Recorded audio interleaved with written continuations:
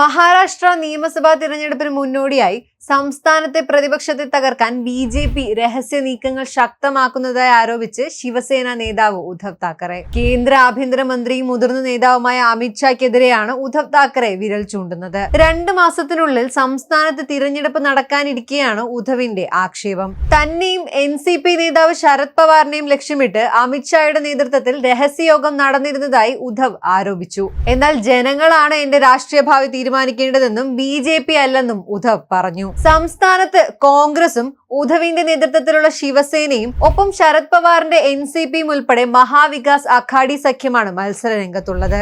അടുത്തിടെ നാഗ്പൂരിലെത്തിയ അമിത്ഷാ അവിടെ ഒരു രഹസ്യയോഗം സംഘടിപ്പിച്ചു എന്ന ആരോപണമുണ്ട്. പ്രതിപക്ഷ നേതാക്കളെ ലക്ഷ്യമിടാനും അവരെ പിളർത്താനും ലക്ഷ്യമിട്ടിട്ടുള്ള ചർച്ചകളാണ് ഈ രഹസ്യയോഗത്തിൽ അമിത്ഷായുടെ നേതൃത്വത്തിൽ നടന്നത് എന്നാണ് ഉദ്ധവ് ആരോപിക്കുന്നത്. തങ്ങളെ ദുർബലരാക്കിയാൽ ബി.ജെ.പിക്ക് മഹാരാഷ്ട്രയെ എളുപ്പത്തിൽ കൊള്ളയടിക്കാൻ കഴിയുമെന്നാണ് ഉദ്ധവ് പറയുന്നത്. 3 പതിറ്റാണ്ട് കാലത്തെ സഖ്യത്തിന് 2014 ബി.ജെ.പി. അന്ത്യം കുറിച്ചെങ്കിലും ശിവസേനയ്ക്ക് ആ തിരഞ്ഞെടുപ്പിൽ 63 സീറ്റുകൾ നേടാൻ കഴിഞ്ഞുവെന്ന് അദ്ദേഹം ചൂണ്ടിക്കാട്ടി. വരാനിരിക്കുന്ന തിരഞ്ഞെടുപ്പ് അധികാരത്തെ മാത്രം സംബന്ധിച്ചിട്ടുള്ളതല്ലെന്നും മഹാരാഷ്ട്രയെ അഴിമതിയിൽ നിന്നും രക്ഷിക്കാൻ കൂടിയുള്ളതാണെന്നും അദ്ദേഹം പറഞ്ഞു. വരാനിരിക്കുന്ന തിരഞ്ഞെടുപ്പിൽ ശിവസേനയുൾപ്പെടെ എം.വി.എ സഖ്യത്തിന് സംസ്ഥാനത്ത് വലിയ വിജയം നേടിത്തരണമെന്നും ജനങ്ങളോട് അദ്ദേഹം ആവശ്യപ്പെട്ടു.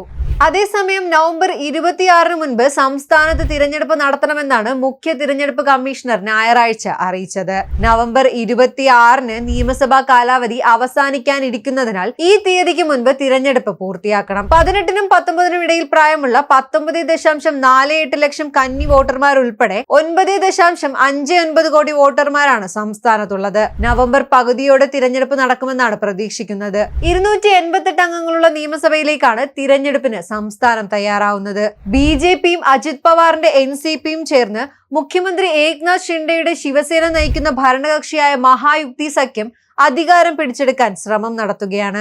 ശിവസേന, എൻ.സി.പി, എസ്.പി, കോൺഗ്രസ് എന്നിവ ഉൾപ്പെടെ പ്രതിപക്ഷമായ മഹാവികാസ് അഘാടി നിലവിൽ ഭരണത്തെ അട്ടിമറിക്കാനാണ് ലക്ഷ്യമിടുന്നത്. തിരഞ്ഞെടുപ്പുകളിൽ മഹായുക്തി സഖ്യത്തിനെതിരെ മഹാവികാസ് അഘാടി സഖ്യം മത്സരിക്കും.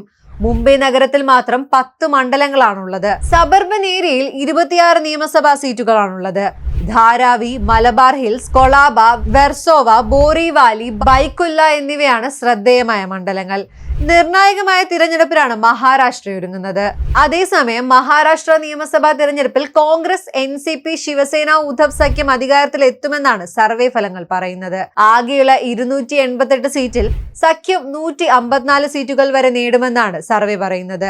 ബി.ജെ.പി. നേതൃത്വത്തിലുള്ള പ്രതിപക്ഷത്തിന് 128 സീറ്റ് വരെ ലഭിക്കാനാണ് സാധ്യതയെന്നും സർവേ പറയുന്നു.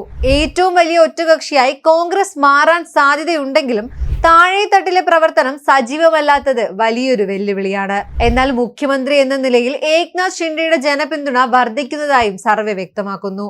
ജൂലൈ, ഓഗസ്റ്റ് മാസങ്ങളിലാണ് സർവേ നടത്തിയത്. കോൺഗ്രസ് ഒറ്റയ്ക്ക് 85 സീറ്റ് നേടുമെന്നും പാർട്ടിയുടെ ആഭ്യന്തര സർവേയിലെ കണ്ടെത്തലിൽ പ്രതിപക്ഷ നേതാവ് വിജയ് വഡേത്തിവാർ പറയുന്നു.